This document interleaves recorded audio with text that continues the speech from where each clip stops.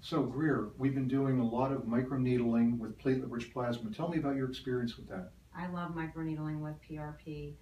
For my own skin, I see just luminosity. I actually have less acne, less inflammation, and overall a much better glow. But we treat a lot of patients that have that Florida skin where it's a little bit dry, you know, those fine lines and wrinkles, problems with pore size. It really covers a lot of the issues that people have that they complain about their skin. So you can go through the whole thing: lines, wrinkles, pore size, scarring, luminosity.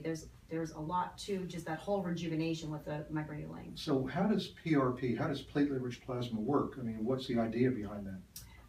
The idea behind it is basically you take your plasma, you draw your own blood, and I call it the ultimate recycling, and you spin it down in a centrifuge and you collect the plasma rich in platelets.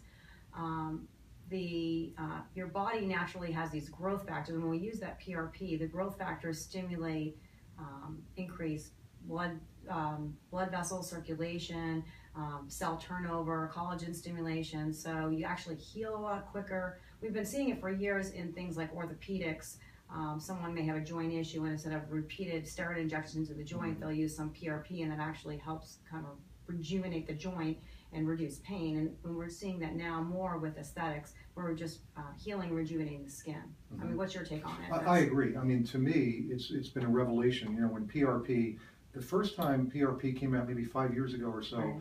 the company that marketed it kind of marketed it like it was a facial filler. Right. And so I tried that. You know, I probably treated 100, 150 patients to see, can I build volume with PRP? Yeah. And it really didn't work in that way. But when eventually over time we kind of segued into our use of PRP, where we take PRP, we apply it to the skin, then we combine it with microneedling, and that changed everything. Right. And even when you see patients' photographs, you can see a change in the luminosity of their skin. The light is bouncing off their skin. It just looks younger.